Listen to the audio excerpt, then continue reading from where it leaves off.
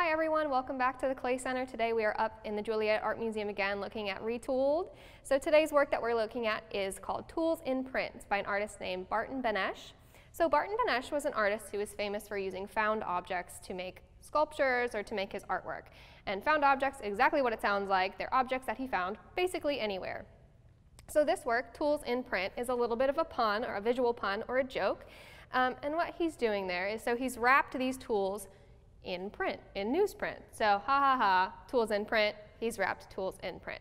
Another reason he does this, wrapping these tools in newsprint, is to make them seem like they're made out of a different material. So instead of this tool being made out of metal, he's trying to make us think it's made out of newsprint. Same with everything else in the composition.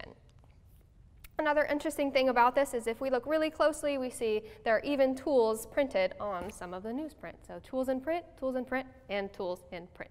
All right, so today we are going to make our own Barton Benes inspired collage or shadow box. So what you're going to need today is a cereal box, like I have my life cereal box here, or just a piece of cardboard, whatever you have on hand.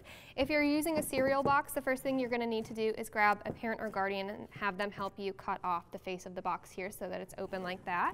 Or again, if you're just using a piece of cardboard, that totally works too. So what we're going to do, first step, is to paper mache the box or your piece of cardboard. So what I like to do first, you're going to need newspaper, glue, water, a bowl, and a popsicle stick to stir your glue and water together to make your paper mache glue here. But first what I like to do is rip up my newspaper so that I'm not trying to do that with really sticky, gross hands. So all you need to do is grab your newspaper and just tear it into a bunch of different strips. You don't need a ton. This will make quite a bit of paper mache material. So we're going to call that good there. Then to make your paper mache glue, we're just going to use a 1-to-1 ratio, which means you're going to use the same amount of glue that you're going to use water. So however much glue you put in, put that much water in, and then take a minute and stir that up until it's all perfectly, wonderfully mixed together. So as you can see, I have already pretty much finished here my shadow box, but I will show you a nice way to paper mache that doesn't create a mess, because I'm sure parent or guardian would not like glue all over their house. So how we're going to do that to keep it from getting everywhere all over our table, grab your piece of newspaper and dip it into your glue mixture, then lift it up, remain over the bowl so that any drippage here lands back in your bowl, and you're going to take 2 fingers and just slide it down the newsprint so that you get off any excess glue, because you don't need a ton, this is just enough. And then you're just going to lay it down on your cardboard like this, smooth it down with your fingers, and then you're just going to repeat that process over and over until your cardboard is full of newsprint. So just keep on going until it's full like mine.